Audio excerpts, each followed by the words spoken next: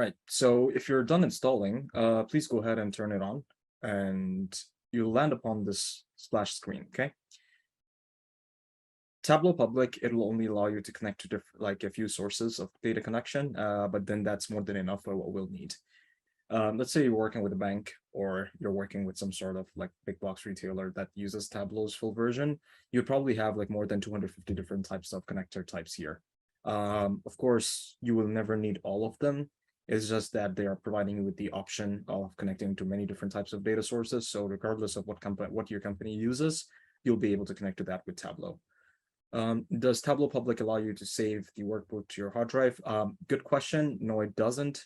The one downside of Tableau Public is that you cannot save it in your computer. You'll have to create a Tableau Public account and upload it to your repository online. But the way that it works is that it just works like a cloud storage, where you'll just have to like upload it online into your public gallery.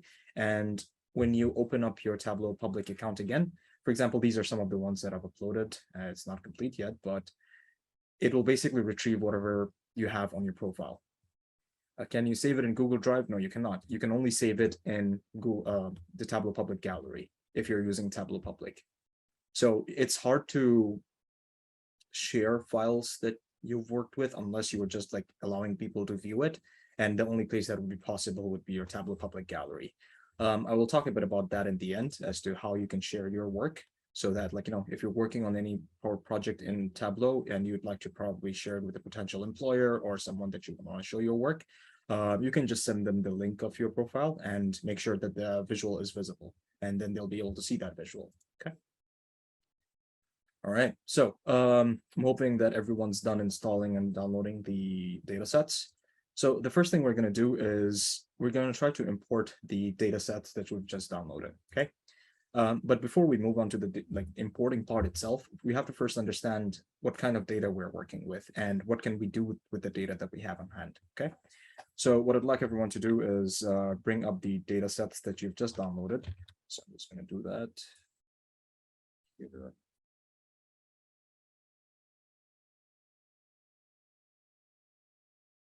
So let's take a look at the country data set first. Okay. All right. So in the country data set, you can see that you have 5 columns. Okay. Country name, country code, region, income group, and special notes. And for each of the country names, you have a country code, you have a region that they belong in, you have an income group, which basically designates what kind of category their normal GDP falls under, and if there are any special notes associated with that country entry. Okay. Now, it's hard to understand from this one data set itself that we're going to do. So we're going to first take a look at what other data sets that we have available. Okay. So I'm going to go ahead and open up fertility rate.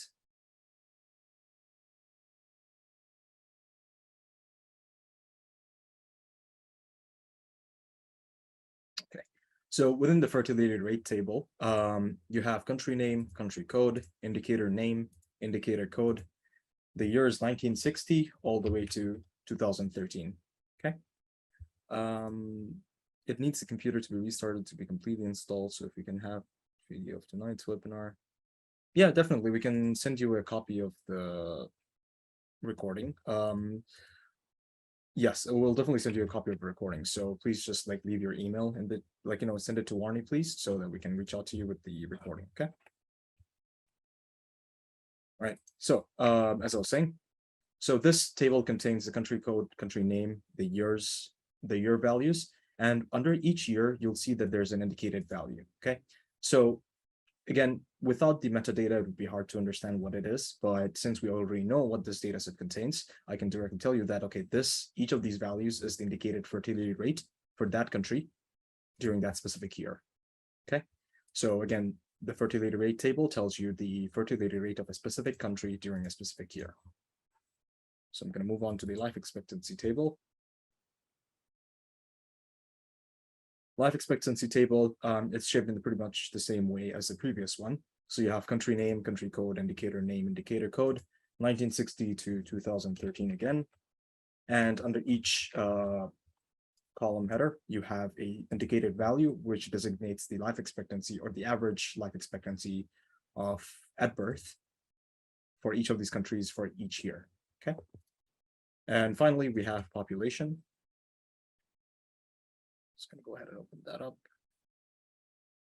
All right, so same format again. You have country name, country code, indicator name, indicator code, the year values, and under each of the year values, you have the indicated population for that country for that specific year. So now we know that we have 4 different data sets: country, fertility rate, life expectancy, and population. With all this data, you can start trying to imagine what kind of correlations you can draw up. Maybe you can try to see what was the fertility rate for each country during each year, right? Or maybe you could try to see if fertility rate and population is correlated by plotting them onto a single chart. Or maybe you want to see if life expectancy and fertility rate is correlated or not, or if they have any interaction between their values or not, okay? Well, there are many different ways of doing it. You could probably do a Pearson's correlation test. You could do a chi-square test. Many different tests are out there, but a very simple way of just taking a look at it from the get-go itself is to put it on a chart and see if there are any noticeable differences in the marks that you're drawing up, okay? And to that end, we'll be using Tableau to make that whole process much easier. So I'm going to go ahead and close these files. And I'm going to go back to Tableau.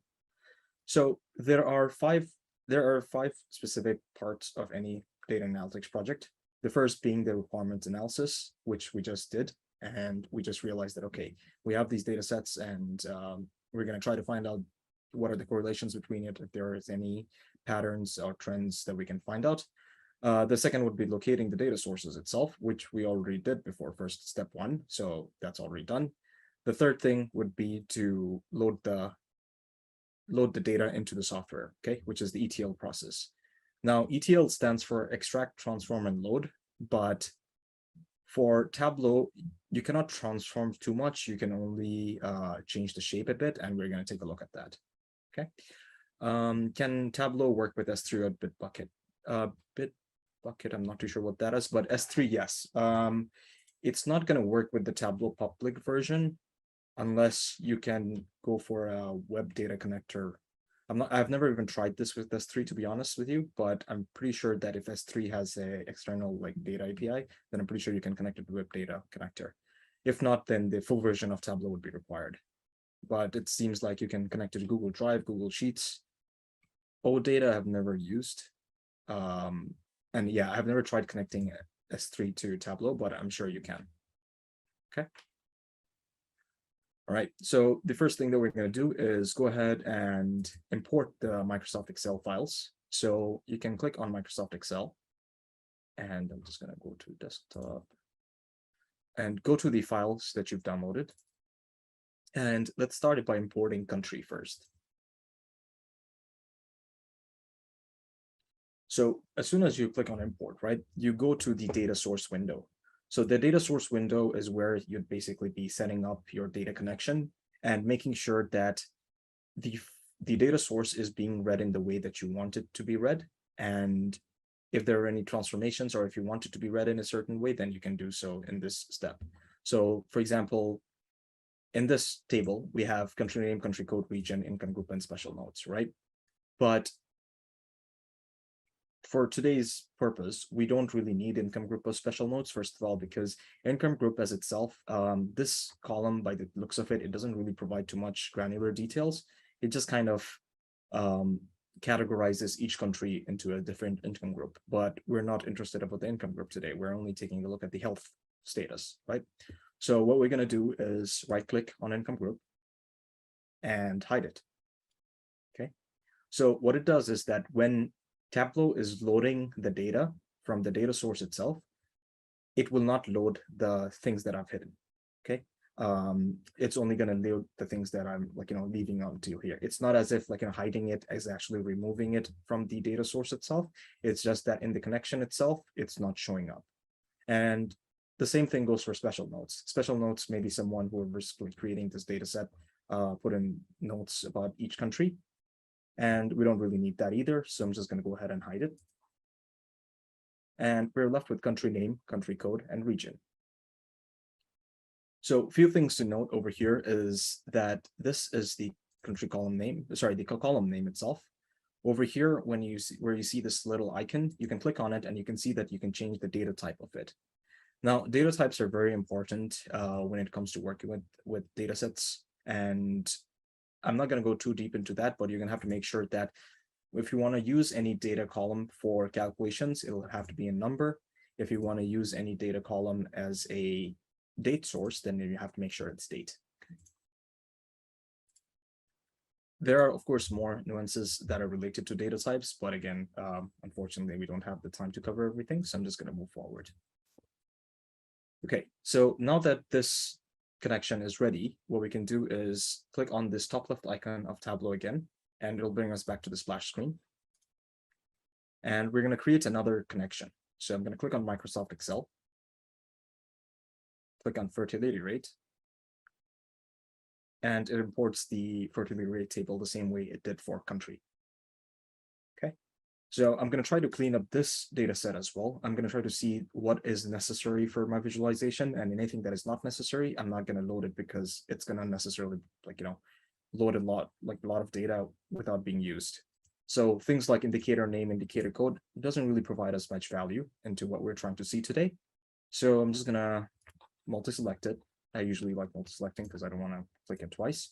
So you can either click on one, hold down Shift, click on the next one, or if you want to select discrete ones, you can just click on them, hold down Control, and click on the ones that you need. Okay. So it kind of works like selecting files on your computer where you hold down Control or Shift, and it works the same way in Tableau as well. So I'm just going to go ahead and hide fertility rate, indicator name, and indicator code. So I'm going to right click and hide. By the way, I'd just like to check in with everyone. Are you all following along, or am I going too fast, going too slow?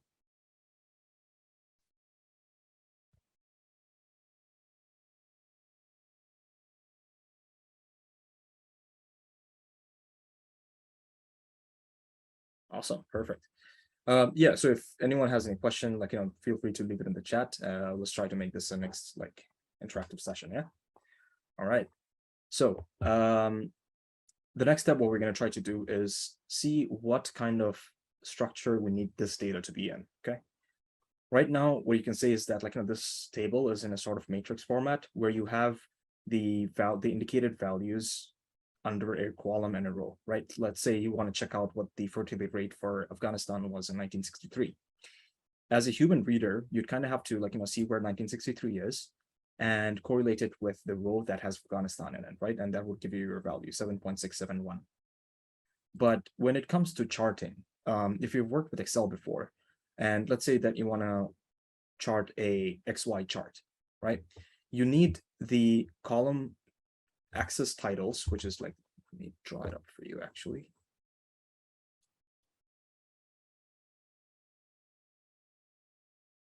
Okay. So let's say that you need an XY chart. Okay. The ticks itself, which are the tick marks, would be each value underneath a column, right? And the axis title itself would be the column header.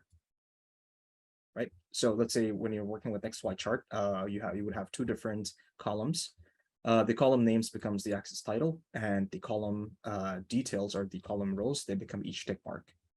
So what happens if you try to chart it with this structure? What you're going to have is, let's say that you're going to try to plot country name, each name of country on each tick mark. But when it comes to plotting the year itself, you're going to have 53 different charts instead of one chart that has all the year values, right? Just because you'll have one chart for 1960, one chart for 1961, one chart for 1962, and so forth. So what you need to do is make sure that all of these values, all of these column header values, the year values, they're in one row, they're in one column, sorry, and the next column would have all these indicated values, okay? So one way we could do that is by pivoting it. So try to imagine this. Right now, what the data is, the data's shape is, it's in the wide format, right? So you have all these year values up here. So these are 1961, 1962, and so forth. And you have each of these values here. What pivoting does is, if you have a selection it will just pivot it around this corner. It's basically the same meaning as a like pivoting in physics, where it's just rotation around a fixed point. It's the same thing over here. So when you pivot a selected data set, right, what it would do is it would put all the column headers into one column and all the values relevant to each column in the next column.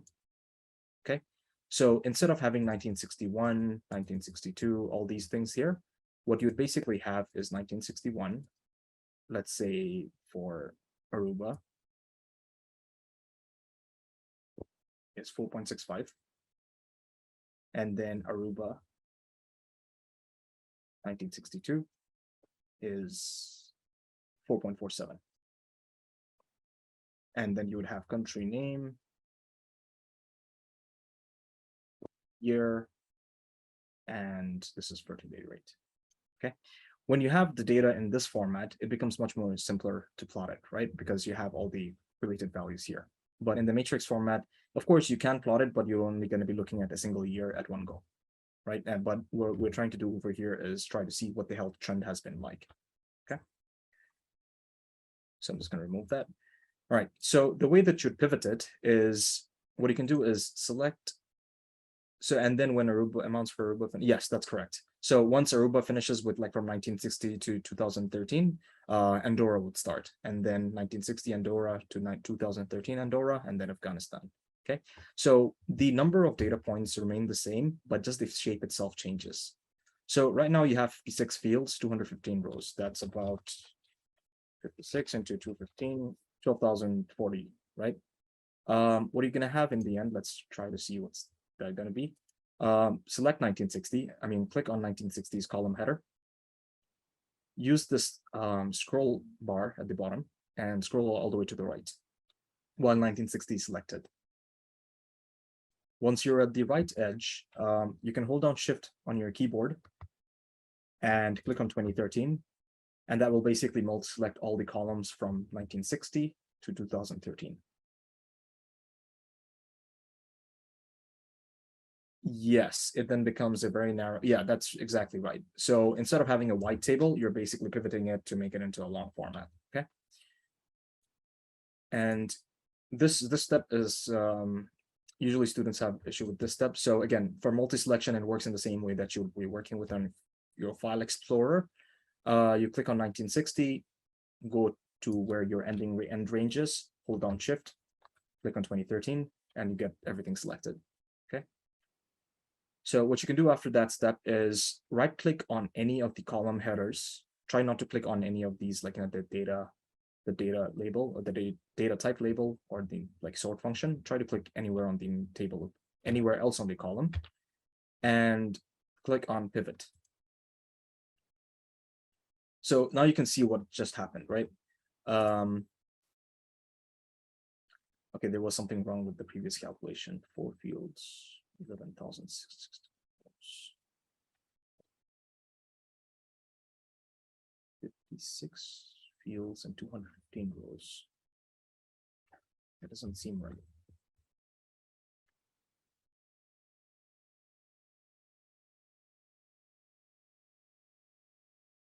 Ah, right. That's because we're not counting these two. So it would be 54 to 215. So 11,610. Okay. And now if we do that again, yes, exactly.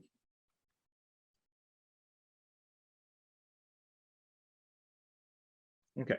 So now you can see that, okay, the number of rows, well, we just went from like 11,610 data points. We have that here now. Okay. Again, like you might ask, like, why these are not two counted. These two are not counted is because we're trying to only pivot the ones that we need the column headers in the rows itself. Okay. So again, the data itself doesn't change. It's just the shape itself that's changing. Okay. And that makes it much easier for us to plot this on a chart. So if you've caught up with this step, what we're going to do is rename this. Okay, now you can see that it's all the years with the relevant values beside it for each of the countries. We can just rename this to year. You can either do so by double clicking on the name itself, which is easier, or you could just like click here, click on rename, and name it years or year. And for the next column, it would be the fertility rate. So I'm going to try to write down fertility rate. Okay. One thing you'll have to notice is that if you try to name it the exact same name as the table itself, then it's going to throw an error. So let's see what happens when you do that. It'll tell you like in a field or logical table named fertility rate already exists. So maybe just put a different case letter or like put in an extra space and either would work. Please let me know if you've caught up to this step.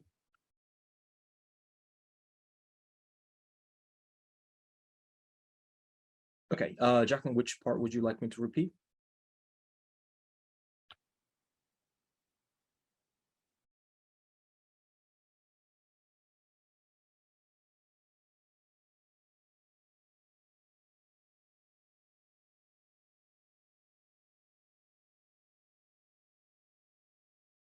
After selecting all pivot, okay. So I think what you did was you also selected country name and country code. What you're supposed to do is only select the year table, the year columns, okay? So do not select these two, only select from 1960 to 2013. That way, when you press pivot, these two are not getting pivoted. Only the selected ones are getting pivoted, okay? And that way you'll have 4 in the end. So you'll have one with all the column headers and the next one with all these values. So now if I click on pivot, you have 4 of them now. Okay, Anita, yours stopped working. Is it stuck at this stage where you clicked on pivot? And you might want to try closing everything else in your background, like, all the other applications that you're not using, just close them so that, like, it frees up some RAM. Because I think Tableau is very RAM intensive. Let me check, actually.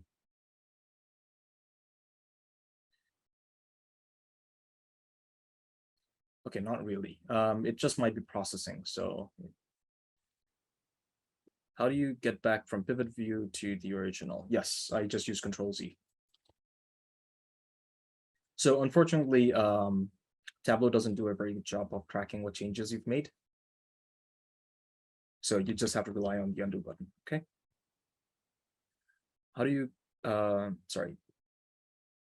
Does Tableau Public have a limit in terms of number of rows and columns? No, it doesn't. So the displayed limit is there because you don't want to display the whole, imagine it's like billions of records, right?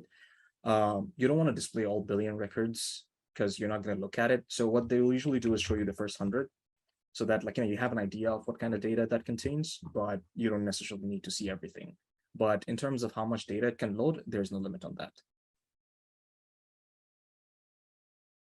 So can you repeat the shortcut for selecting all columns? Okay. It's the same way that you would do it in Excel. Let's say that this is a column, right? You select the column that you're going to start off at. And while that one is selected, scroll all the way to the right, hold on Shift, click on 2013, right click, pivot.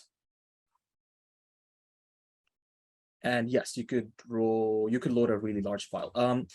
Technically what you're doing over here is now you're not loading it, it's just reading off of it. So if you were loading the whole file, it would basically take the whole data from that file and place it onto its own memory, right? But what you're doing over here is that you're just creating a connection that reads off of that. So you're not burdened by that huge amount of information coming into the Tableau's memory. So that's why, as long as the data is readable, it will read that and it will query it and bring it into Tableau. No problem. Okay, so I'm just gonna quickly retype these things again, year and fertility rate.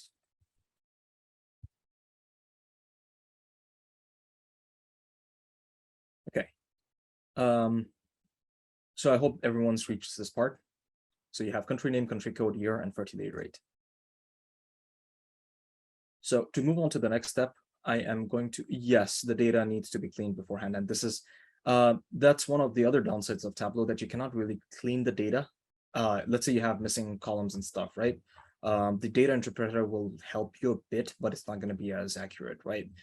There is a new software from Tableau. It's called Tableau Prep, which helps you do that, like, concisely. So let's say, like, you have missing columns or like erroneous data, then you would have to clean that first and then load it in. Otherwise, you're going to have errors whether you're trying to visualize it. Okay, so I'm going to move on to the third data set. So I'm going to click on the top left icon of Tableau again, click on Microsoft Excel, life expectancy, and you get the same table, like same format table again. So we're going to repeat the exact same steps, okay? We don't need indicator name and indicator code, so I'm just going to go ahead and hide those. Select 1960 all the way to 2013. Stop. Right click and pivot. Okay. Once you're done pivoting it, you can double click on it again, rename it to year, and the next one would become life expectancy.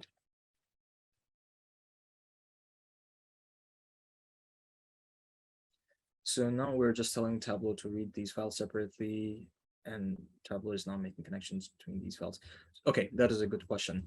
So every time that I click on this icon again, right, it's basically going back to the start page where it's creating a new connection every time I click on Microsoft Excel, right? If you wanted to do everything in single connection, then you would have to kind of join the tables at first and then load it in, but that becomes kind of complicated when you have different data sets with different structures. Okay, but since we are not doing that, what we're trying to do is basically load in, because each of these files have a different structure, right? Life expectancy, population, and fertility rate have the same structure, but country has a different structure. So if you loaded everything first and then tried transforming it, the same transformation will be applied across all 4 data sets. So what we're doing instead is we're loading in each connection, each file as a separate connection, applying the required transformations, and then joining them when we move on to the next stage. So you can click over here and you can see what connections you've drawn in. So we've already done country, fertility rate, and life expectancy. Okay. So for the last part, same steps again. Click on the top left icon of Tableau, click on Microsoft Excel, import population. And since it's the same structure, we're just going to repeat the same steps. Hide indicator name, indicator code. Multi-select 1960 to 2013. Right click, pivot, double click, pivot year, pivot field names, rename to year. And this one becomes population. So since we can't really change the case here, I'm just going to try to add an extra space. Work. I'll just rename this pop dot. Okay. So please let me know once you've reached this stage. You should have all the 4 data sets imported: country, fertility rate, life expectancy, and population, and they should all be in this format. So you have 4 columns in each, except for country, which has 3.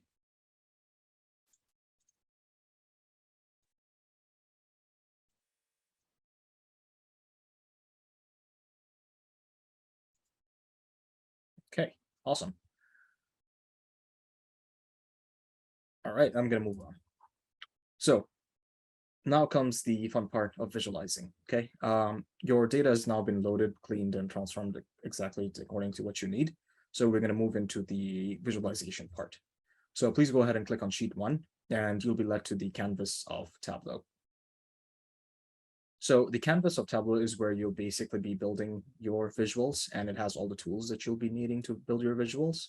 And we'll go into depth for a few of them. Of course, we cannot cover everything due to time limitation, just because there's so much to cover within Tableau.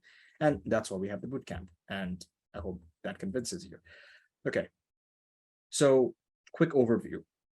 At the top left of the Tableau canvas, you have the data connection screen, or the data pane, where you have all the data connections that you've just made. Okay. Every time you click on one, you're going to see the relevant dimensions and measures. Okay. Anything above the line, anything above this like little gray line are dimensions. Anything below the gray line are measures. What you can differentiate dimensions and measures are that measures are the continuous values that don't really have a context associated with it by itself, but dimensions are the attributes that give a value or a continuous value the context, right? So for example, if I drag in population by itself is just a number, right? You can't say what country is it from. But let's say if I drag in country name, then each of that did not work. I'm just going to do this. Okay, so each of these countries would have a specific context. Each of these numbers would have a specific context, which is the country name itself. So that's how I would differentiate between dimensions and measures. Okay, I'm just going to get rid of country name and some population again. Over here, you have the pages tile. Anything that you would want to, the visuals, it can be split up by different page views. Okay, depending on what you drag over here, it's going to be separated based on that attribute. Filters, again, as it just says, it'll filter the dimension. It will filter the data that you have on your canvas based on whatever you drag in here. Marks, it helps you designate what kind of marks or ticks that you'd like to use for your visual. Columns and rows, you just have to drag and drop it here and it would show up as either columns or rows. And then you have the canvas over here. Okay. One more thing is that on the right side of the screen, you should have the show me option, which basically gives you a recommendation of what charts you could use. Okay. And that makes it a whole lot easier to build charts automatically. Let's say that I'm dragging in country code or population, and Tableau has a built-in engine that kind of recognizes what is the best chart or what is the recommended chart that you could use for that kind of data, and it's going to highlight that over here. Or on the other hand, what you can also do is that, let's say you're really interested in working with a bubble chart, right? Or a packed bubble. So it'll tell you what you need to drag in for packed bubbles. So it'll tell you that try one or more dimensions and one or two measures. So as soon as you drag those two in, this will get highlighted and you can click on this and it's going to visualize it in that way. Okay. All right. So let's move on to building the actual dashboard, the actual visual that we need for today. So the first thing I'm going to do is I'm going to drag population measure from the population table, which is from here, and I'm going to drop it on size under marks. Okay. So as soon as I do that, you'll get this little square box that designates the whole population. But again, it doesn't have any dimension associated with it, so no context there. So we'll just have to wait until we drag any of these in. So the next step I'd like you to do is go to fertility rate and try to drag in fertility rate measure into columns. You're going to get this error that says fields cannot be used from the fertility rate data source because there is no relationship to the primary data source. In the data window, switch to the fertility rate data source and click at least one link icon to blend these data sources. So remember how one of you asked, like, what we're doing is that we're drawing up all the data connections first and then joining them. So this is the part where we're going to have to join all these 4 different connections. Okay. We know that there is a relationship between population, life expectancy, and fertility rate and country, but Tableau by itself, it doesn't recognize. It does recognize, but it's not going to apply automatically. Okay. So since we named the fields the same, we have country code, country name, and year, which is like the same for all of them. It automatically recognizes that there must be some link. That's why it gives you that option immediately. If you don't have that option here, what you can do is go to data, edit blend relationships. And since we dragged in population or the sum of population as the first field, it automatically made the primary data source population, and we'll just leave it as that. One thing about Tableau Public is that once you have defined what the primary data source is, you cannot really change it and make it work with other ones properly. You just have to restart the whole thing. So that's a drawback. But as long as you do this step properly, it'll work just fine. So like I was saying, if the relationships between the primary data source and the secondary data sources are not automatically shown over here, you can go ahead over here, click on custom, and add, edit, or remove as necessary. But since it's automatically detecting them, we're just going to leave it alone. Let's cancel. And all you'd have to do is basically click on these little chain icons, and it would basically turn orange. And that shows that the fertility rate table and the population table is linked by these three dimensions: country code, country name, and year, because they're both shared. Okay. And you'll see that there's a little orange icon that pops up beside the fertility rate table, and that designates that this is the secondary table, and anything with the blue tick is the primary table. And now you see that like fertility rate is working properly. So let's say I drop this out and I put it back in again. It's going to work just fine. Okay. So please let me know if you've caught up to this step.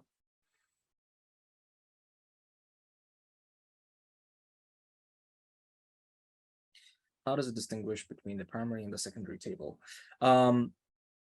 Well, Tableau has this thing that, like, once you drag in, I'm not sure if it can be described as a intentional feature or if it's just how it's designed. Once you drag in the first field, any field, it could be any field, it'll designate that as the primary data source. And anything else that you try to drag on top of it would be designated as the secondary data table. Okay. I'm not sure if that's what you were asking. Okay, perfect. How do you link again? So once you drag in fertility rate to over here, right, 2 columns, even before that, you'll see that there are these little grayed out icons that like shows out like chained links. Okay, so you just have to click on each of them and it will turn orange, and that would basically connect the secondary data source to the primary data source. Okay, so I'm going to go ahead and do the same with life expectancy. I'm going to drag life expectancy 2 rows from the measures. It's going to show me that same error again. So I'm just going to go ahead and click on these little icons to activate the connection. And you get this XY chart with life expectancy on the y-axis, fertility rate on the x-axis, and this little bubble over here that says what's the population. Okay. Next up, we're going to try to drag in something from country. Okay. Again, since country is not a related table, we're going to click on these 2 icons and enable the connection. And we're going to drag in region from dimensions onto color under marks. So what that does is it provides a context to the population's bubble that you're seeing over there. Because there was no context before, it was just aggregating all the population into one bubble, and it was showing you the sum of all those values. But now that we've put in a dimension, it's basically separating up each bubble by region. So on the right side, you can take a look at the legend and you see that, okay, there is a null value, which basically designating that some of the country entries, they don't have a region associated with it. So that's why it's showing up as null. The others, they do have a region associated. So East Asian Pacific, Europe and Central Asia, Latin American, Caribbean, and so forth. And each of them are color designated. Okay. So the circles are populations of each region. Yes, that is correct. So when we dragged on population to size, right, what we told it to do is that designate the size of the circle by the size of the population itself. So let's say this circle is smaller than this circle, right? So that means that the population here is larger than the population here, and which is something that you can also see if you hover it. It says population of sub-Saharan African countries over the last 53 years is 26.5 billion. And for East Asia and Pacific, it was 90.6 billion. Okay, so what size basically does is that if you have different values of different values, it's going to change the size of the circle according to those values. Okay.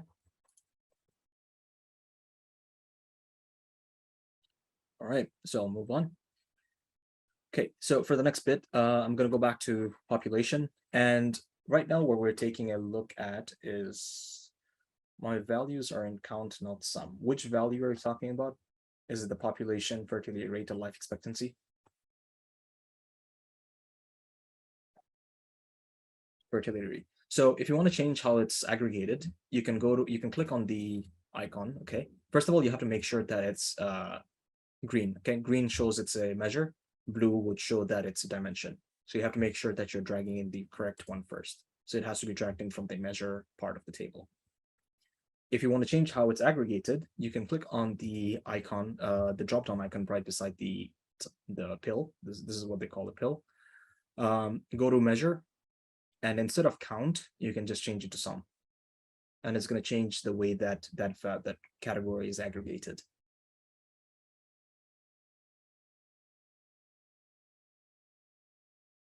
All right. So I hope that fixes it, Jacqueline. Let me know if it doesn't, and we'll check it from there. Okay, so next up, we're going to try to see more granular details. What we're taking a look at right now is just the region itself. But what if we wanted a more granular look?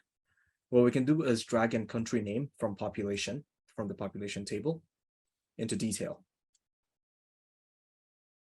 And what that does, it kind of blows up each region and shows each country as a little dot over here. I don't see a measure. So when you go to like fertility rate table, right? You have this line over here that says like these are dimensions, these are measures, right? What you should be dragging over here is the fertility rate from fertility rate table, not the count, this one. So I think you might have dragged this one instead, the second one instead of the first one.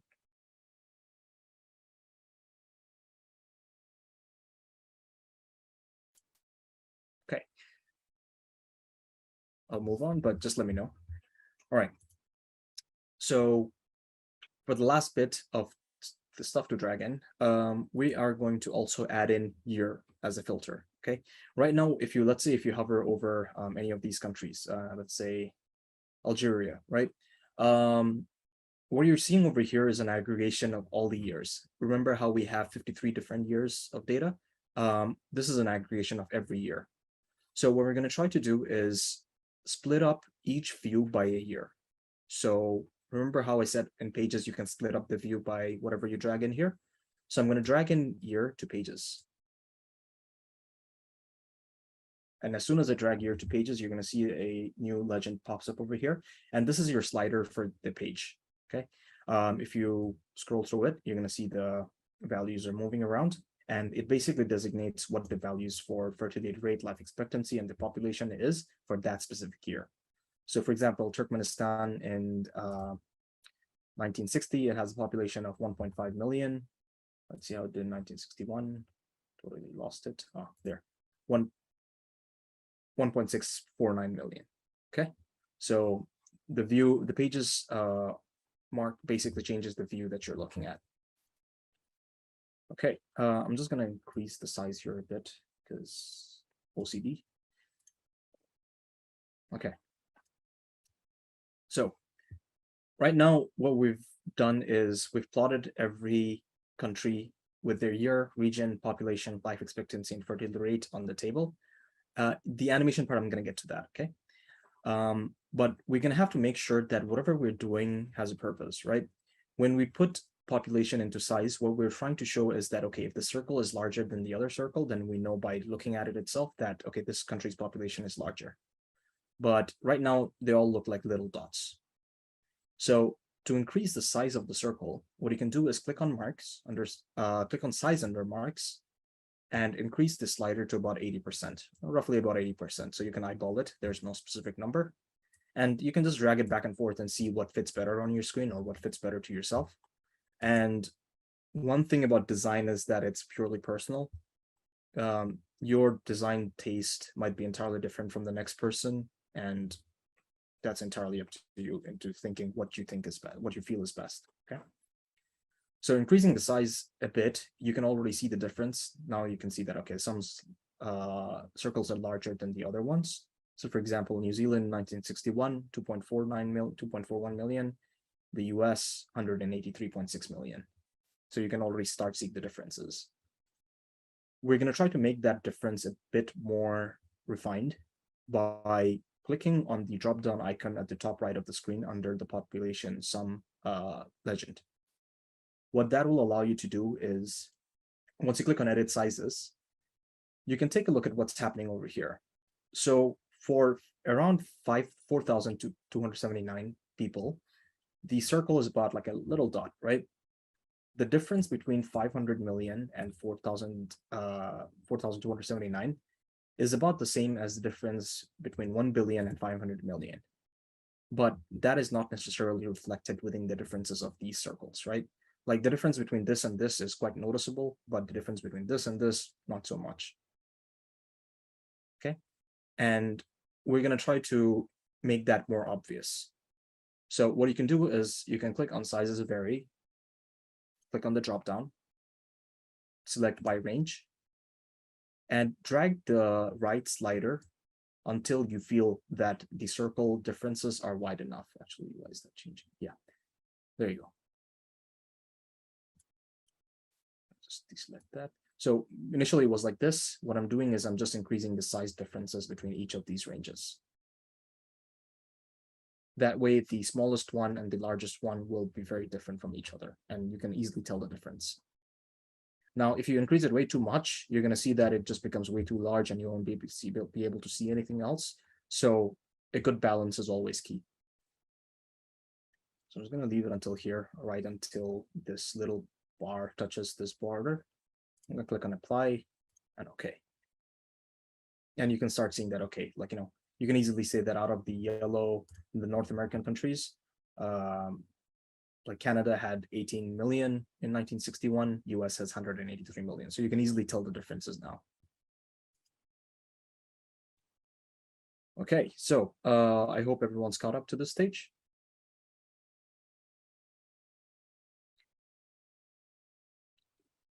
How do you change the scale on the y-axis? Okay, let me get to Ilham's question first. We do so because we want the audience to get a more accurate sense of data by watching it. Yes, that is exactly right, right?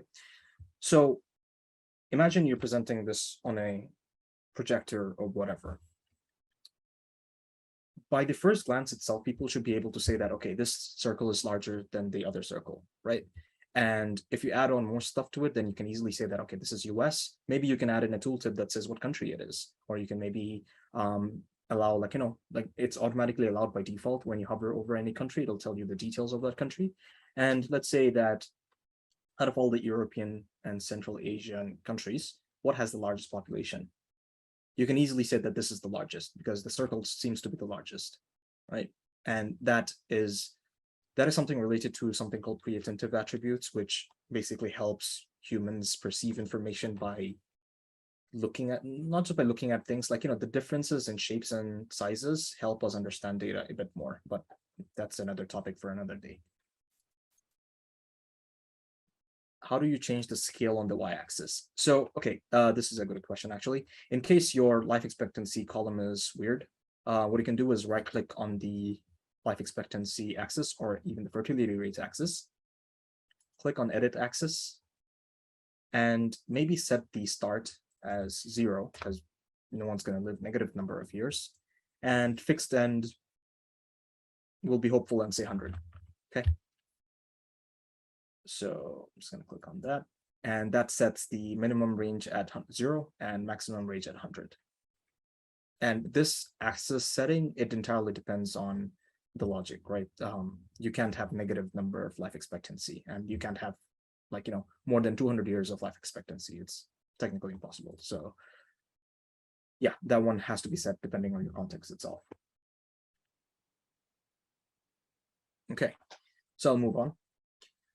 So for the next bit, what we're going to do is, if you can see that, again, from this point onwards, design is entirely up to you, but this is something that we would recommend, and this is something that has proven to work because it's also being used by Tableau.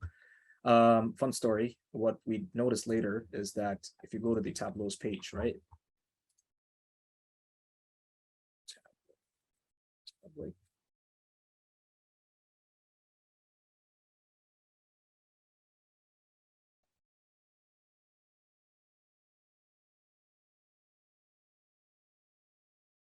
You see this visual? This is exactly what we're creating. Okay, so just fun fact, like, this is exactly what we'll be creating. Okay, so if we want to create something like what we've just seen, right now, the circles, they are all kind of going through each other, and you can't really differentiate between each of them, right? There are like 2 or 3 circles here, but you can't tell the difference because they're all overlapping each other. So what we're going to try to do is convert all of these circles to opaque and add in a light, light border around it, so it's more distinguishable. Okay. So under marks, you can click on the drop-down list and click on circle. And that will convert every circle to an opaque one. And to make it a bit more obvious, you can click on color under marks and add in a very light gray border. So you can just click on border, automatic, and select any of these colors, whatever you prefer. I prefer dark because we don't have any black or white circles, so it'll stand out very clearly, because if you use any other color, it's not going to stand out. So I'm just going to use gray. And you can already start seeing the difference, right? You can see that these are little circles. There are different circles here. But for example, this circle is hiding. No one knows how many circles are behind it, right? So we're going to try to increase the transparency a bit. So if there's anything behind the circle, we're going to easily see it as well. So click on color, change opacity to 70%. So can you repeat how you got the fill circles? So all I did was under marks, I clicked on the drop-down icon, the drop-down bar. So instead of automatic, I changed it to circle. And that basically gives you filled circles or opaque circles. And after that, I changed the border to light gray. And I changed the opacity to 70%. So that if there are any circles behind it, like let's say, for example, over here, you have 2 circles, you're going to see what's behind it as well.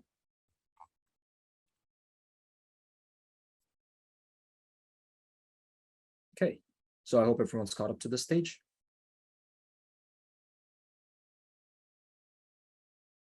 Perfect. All right, so we're almost nearing the end of our visual. So right now you can see the circles, all is great and everything, but you see that, okay, maybe you want to move, but China's population is covering up all the populations behind it. So maybe you want to move East Asia Pacific to the back so that anything with a smaller population can sit in front, right? What you can do is if you go to region, so you go to country in the country table, right click on region, go to default properties, sort, and change data source order to manual. And probably put East Asia Pacific bottom, just so that it's the last one loaded and everything else can sit in front. Okay. So you have East Asia Pacific. Okay, that works. So right now, you're going to see more circles sitting in front, you're going to have more visibility into any smaller circles behind it. Okay. And that is something optional that you can choose to do depending on your data set or your scenario itself. Again, whatever we're doing for this visual is only pertaining to this visual. It's not necessarily that you can repeat the same exact steps for other data sets. It depends on exactly what you need and what your visual needs to be. Okay. So for the last bit, try to imagine this scenario. You're displaying this on a projector, but anyone who's looking at the visual would only be focused over here, but they wouldn't really know what year they're looking at. One way could be that they would have to keep shifting their focus over here back and forth, and that can get tiring, and you're going to miss out a lot of points if the animation is playing pretty fast, right? So it's best if you can localize all the viewing aspect into one spot so that you get all the information from one spot without having to look around too much, right? So to that end, what you can do is right-click anywhere on the chart, click on Annotate and Area. So remember how we added here as pages? What we can do is you can insert page name, and that would insert in dynamic field. So every time the page name or the year itself changes, this field itself would get updated. That way, it's easy to track, even if it's iterating throughout the different years, this value itself will keep changing, and that gives us a good reference to what year we're looking at. So we're going to highlight this whole thing. Click on the font size change it to something big that you can see. I would recommend 36. Press an OK. And you'd see a little annotation with the year popping up over here. So you see, like, how we're like, looking at 1961, right? It's also showing me 1961. If I go back 1 year, it's going to show me 1960. And that's the beauty of dynamic fields, that you can easily annotate or mark stuff. And as the data changes, so does the value of the annotation itself. So I'm just going to increase the size. Sorry. Okay. I'm just going to increase the size a bit and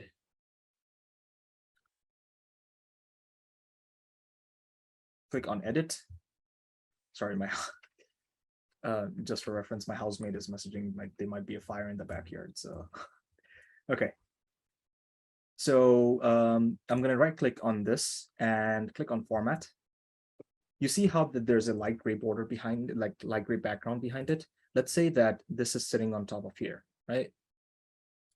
It's going to cover everything that's behind it. So let's say one of these circles happens to move anywhere behind this annotation, wherever I place it on the chart. It's going to hide whatever data I'm trying to see. So to that end, we're going to have to remove this background, the gray background over here. So how I'm going to do that is right click on it, click on format, change shading to none. And that gets rid of the background, or the light gray background that was behind it. So now even if something's sitting behind it, you can still see through the text. Okay, so again, the thing is that in each of these steps that I'm taking, all of it's done in the sense of making it more easily accessible to the audience. So you, as the business intelligence professional or the business intelligence, the data analyst, you have to decide that what is good for your audience. How can the data that you have right now be easily communicated to your audience? And you'd have to adapt your techniques accordingly. Okay, so I'm just going to place this here. And that is pretty much it. So now we're going to see what the animation looks like. For the last bit, what I'm going to do is just to make sure that the animation works properly. This is a bit counterintuitive, but you're going to go to animations under format and turn off workbook default. So for some reason, like in some computers, if you leave this on, the animation does not loop properly. So we're going to turn this off under, so again, go under format, go on animations and turn it off. Okay. So try changing this to the fast speed with the little bar icon on the right side and click on play. And that is the animation that we've been waiting for. Okay, so I'm not sure why it's a bit laggy on my computer today, but the idea of this animation is to help you see how the trend has been for the whole world, right? We started off with 40,000 data points spread across 4 different data sets. And if you asked anyone to understand any sort of trend from that, they'll probably most likely get annoyed, right? But what we've just done over here is basically making that whole process much easier to understand data. Data at a large scale, much more accessible to everyone, okay? So now let's say that I'm interested in how the health trend has been for Europe and Central Asia. I can just click on this and it would kind of highlight every data point from Europe and Central Asia. And as I loop through it, I can see what the differences are like. Okay, if you wanted to include more details, you can click on show history and it will enable a trail behind it. So you can click on the show history option and you can see that, okay, they're selected, highlighted, manual, all, and you can choose what kind of trail you do want behind it. So I'm going to just leave it on trail and let's see what happens. Okay. Okay, we have to change this to highlighted. Yeah. So once you click on any of these filters, it's selected as highlighted. And once you click on it, you're going to see what kind of trail it leaves behind. And that kind of helps you see what the data movement is like. Okay. So any questions so far?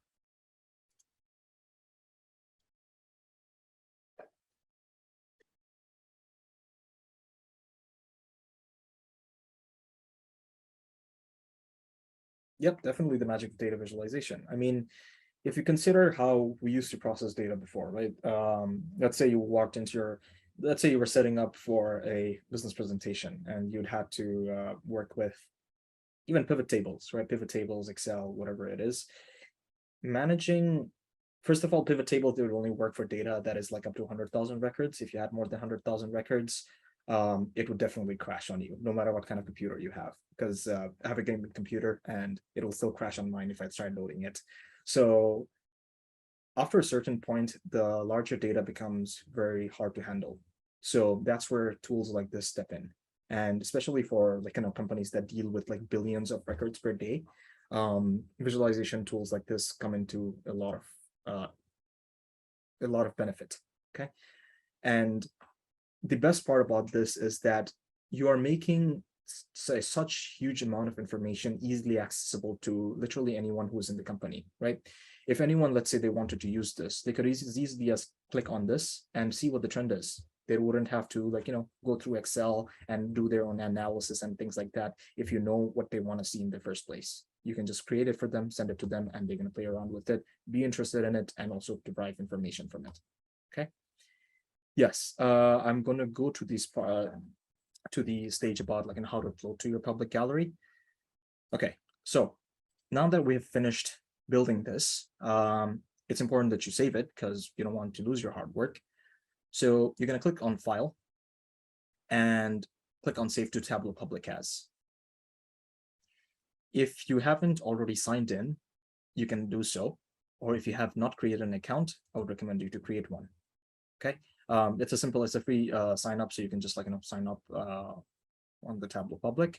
So as soon as you sign in, right, you'll get this option that says save workbook to Tableau, and you can rename it as whatever you want. I usually name this World Health Trends. Okay, and then you can click on save. And it's as easy as that. As soon as you sign up for the Tableau Public account, that becomes your profile. So make sure you choose your name well, because you're also going to be sharing that with your potential employers if you want to show your work to them. So yeah, it's going to be a public profile. Okay. As soon as you click save, I'm just going to say info session save.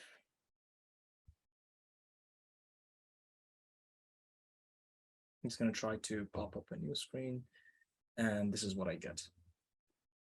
Okay, so this would be your public profile, and any work that you do in Tableau Public, it can be saved over here, and you can just as easily share this link in your resume, and that would make it any potential employer that wants to see your Tableau work much easier to see what you've done. Okay. And the beauty of it is that the dashboard itself in the Tableau Public Gallery, it's as interactive as using it on the Tableau Public software itself, and the animations and everything work just as the same.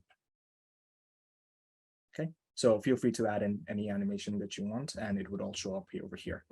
You can also choose to make this visible to public or not by clicking on the settings over here. And let's say you are still working on something and you don't want to share it with the public yet, you can just disable this and it will not show up on your public profile, but it'll still be available for you to work with.